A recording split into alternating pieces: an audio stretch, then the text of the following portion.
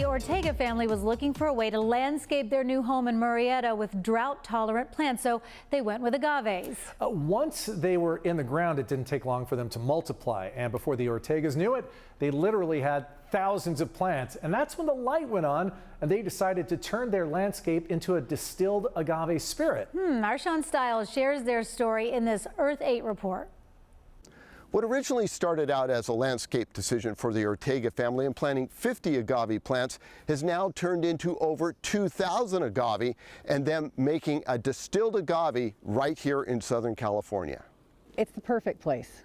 That's the first thing. It's absolutely the perfect place. We get the marine layer, we have, it prevents soil erosion, good for fires, everything else. Charlotte Ortega is a fourth-generation farmer, and along with her husband, Leo Ortega, are both from the San Joaquin Valley. My wife bought 50 of them, what we started with. We planted them on here and said, well, let's see how well they survive on this land. You can see how all the water basically accumulated into the agave here, and it just keeps it like a little puddle, and that's what basically waters these plants. And then one day we started seeing these pups pop up and pop up. It was at that point when the light went on. And that's when it then said, well, since we're having so many that are popping up, maybe we can go ahead and see if we can make a tequila. Charlotte put that moment into perspective. Once you have too many of anything, it becomes a farm, right? And then you go, okay, now what am I going to do with an entire farm full of something? But they couldn't make tequila, which only comes from 5 states in Mexico.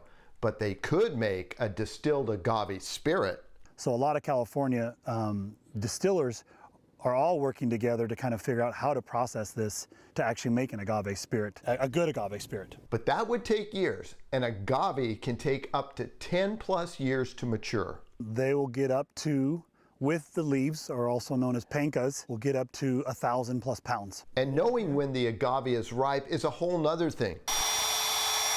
Ortega, on his own, came up with a special tool to do that. This is basically the inside of the pina, and then I pull it out and I squeeze it and put in a refractometer and then measure the bricks. The bricks are the sugar content. See here. We're getting between 25 to 32 bricks on average for these type of plants. Now imagine dealing with a 1,000-pound plant with thorns.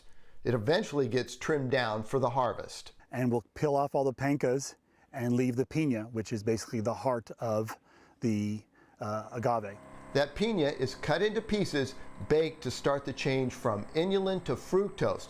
It's shredded into bagasse and then juiced, put on ice, and brought to the distiller to start the fermentation process. The end result?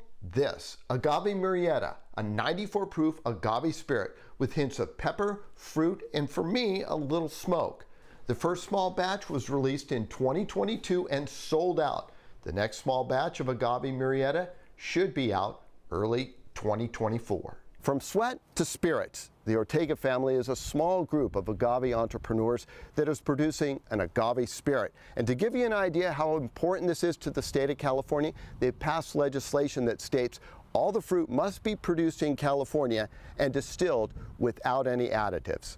Sean Stiles, Earth 8.